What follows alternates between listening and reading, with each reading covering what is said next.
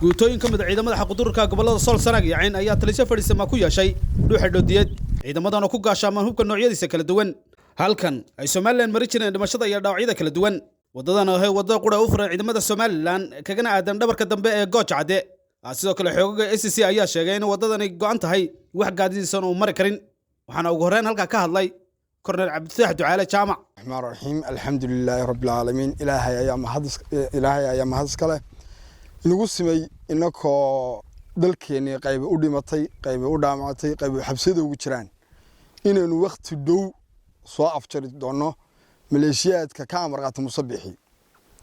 muuso waxa diiday 30 sano ka hor maanta iyadoo dhiigaygu qoyan yahay ka yeelimayno kama yeelino wadadana hal qolo kaliya u furantay maanta ninkii soo baxsada oo dadkan dariska nahay deegaamadaas wadada soo mari jiray isaga waxba u geysan meeno naftiisa iyo qorigiisa iyo wixiisa uu mari karaa oo de soo muslimay qofka bilaanka uu muslimaabe ninkii wixii inta ka dambeeya ama xaabada boo laga soo qaadanaya dhoodi ma jirto saad dambe soo marayana ma jirto muhiimadeenu waxa weeye halgankan muddo dhow buu soo afkooya annagu waxaanu ka midnahay ciidamadii lagu tala galay doodi inay waajibaadkooda ka gutaan si shaqo kasta ay tahay waxaan igu balana muddooyinka soo socda in this week 10 laba ilaawana oo in badan cadawgu dhaxda kaga qomameeyo SSC-na ay ku faraxdo inaanu ka fulino insha Allah bidmillahi kareem waxaan u sheegayaa shacabka SSC iyo hiil walaal hawshii meel fiican bay maraysaa cadawgii godkii Gooja Cade noogu jiraa wadadan kaliya garaadadu u fasaxeen way ka faa'iideysan waayeen tiina maanta aanu fadhiisanay cidda kaliya aanu wayni banaan tahayna waa cid soo dhiibsa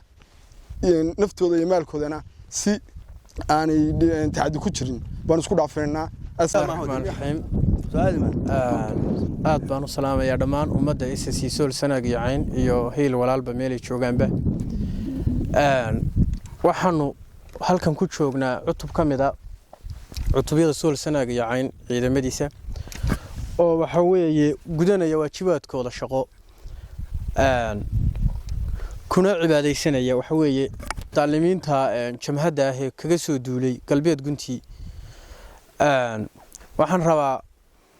inaan u sheego dhoodii inta ay la eg tahay waxa weeye way go'an tahay dadkii xaq u lahaa baa digay oo jooga oo ka hawlgelaya waxa weeye isu socda ama waxa weeye ama ganacsi ha ahaato ama waxa weeye noocay u tahay gaadiid noocay u tahay ha ahaatee waxa weeye oo dambe oo waxa weeye mari doono ama looga shaki qabi doono dhoodii ma jirto amnigeedu waa sugan yahay ciidamadii SSC baa ku sugan waxa weeye wanaga ka hawlgelayna oo joogna waxaan leeyahay Muuse Biixi ama adeer wiilkaaga soo dir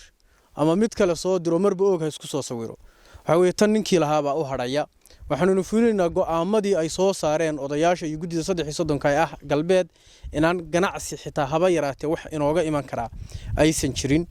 marka waxa weeye waajibaadkayga shaqaanu gudanaynaa ilaahay noo fududeeyo waxaan leeyahay adeerow ciidamadaada halka ku go'doonsan ee ku jira ee afarta jahaba laga fadhiyo ee waxa weeye ugu dambeyn dhabarkii laga soo fadhiistay